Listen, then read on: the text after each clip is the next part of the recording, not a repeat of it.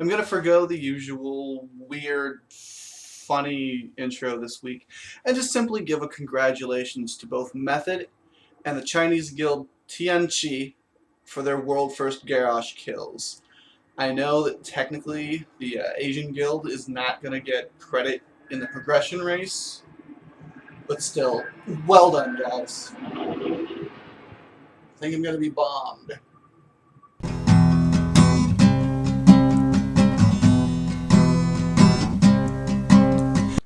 Hey everybody, this is Michael Sparks. Welcome to another episode of the Sparklepony Roundup. Rather than address the news of the new Flex Wing or any of the hot button debates regarding the fact that we're getting a new Flex Wing and not a new LFR wing this week, which you can refer back to my last episode about that, or the new copyright that we've got floating around now with Heroes of the Storm, I thought I would talk about something that I wrote about a little bit at length on my Tumblr a while ago. And that is the overall lesson of Mists of Pandaria and whether or not we're really paying attention at all to what the lore is telling us. Absolutely everything that we have talked about in Mists of Pandaria from the second we landed on the shore and met Lore Master Cho, or Walker Cho. It is Lore Master Cho, isn't it? From the second we met Lore Master Cho, right up until we rushed the gates of Orgrimmar, and even once we got further into Orgrimmar, is the concept of we need to work together. Now, for an expansion that was dedicated to bringing the war back to Warcraft, we've had an awful lot of preaching from both the Pandaren and characters like Anduin Wynn and Sunwalker Desco about how the Horde and the Alliance just need to work together.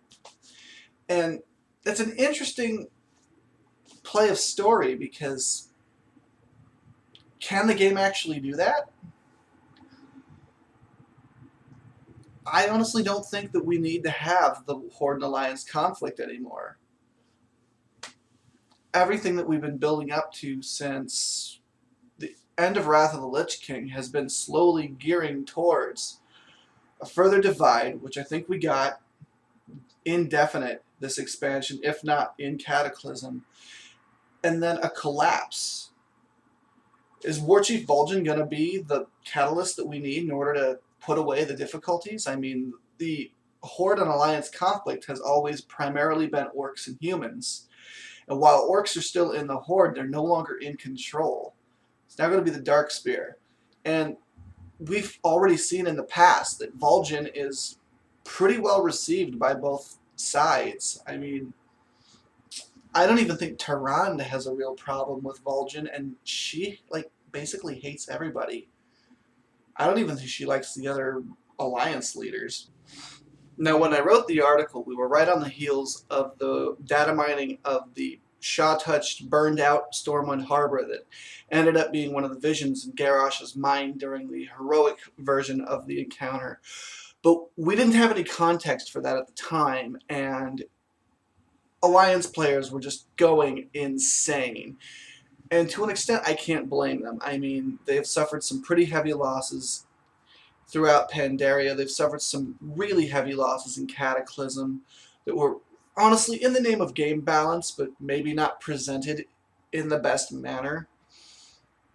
And I mean, even going back to Wrath of the Lich King, I mean, they lost Bolvar, who was somebody they were very attached to. There were some significant battles that occurred that didn't quite pan out in necessarily an Alliance favorable fashion. I know they kind of felt gypped in Battle for the Undercity because the Horde really kind of got the more cool experience there, and Varian was just kind of made to look like a jerk. But to be fair, character development at the time, he was a jerk. Kind of going off on a tangent. The fact is, Alliance players were really clamoring for that big victory, for that rallying event, and most of them were calling for just an absolute scorched earth approach to Orgrimmar. And would that really have been necessary? I mean, I know we've wiped out Theramore and we've wiped out South Shore. I say we because I am primarily a Horde player, but if you look at it really, Garrosh wiped out Theramore, not the Horde as a whole. That's, in my opinion, no different than Deathwing destroying Kargath or Loch Modan. Yeah, everything is still there in Loch Modan except the Loch. Maybe we should look into renaming that zone, people. And we keep being told in Pandaria that we shouldn't be fighting. That we should be working together because the Burning Legion is coming, because the forces of N'Zoth are coming. Raden made it very clear during his encounter during Throne of Thunder that the forces of N'Zoth are coming. That's what the entire boom on the speculation of the Dark Below was based off of the Raden encounter and a title that was attached to Ozumat, which once again you can go back a while and I already discussed that. And I think we're at a point in the game where we could put the hatchet away. I mean, I think it's going to take at least another expansion now. Because we're going to have some more character development now with Jaina to allow it. Unless she splinters off. And we're not even going to get into that right now. But basically, unless she walks out on the Alliance, we're going to have a little more development. We're probably going to need that anyway because Vol'jin's going to have to now set his feet in the ground as war chief before we can really look into that. But I think the main thing it would end up hurting is PvP, and honestly I think there are plenty of loopholes and workarounds to allow that. I mean, we already have the war game system, which was introduced a long time ago, and granted nobody uses it, but if they were just to maybe get rid of that and write off all PvP as war games. So, Arathi Basin, Twin Peaks, I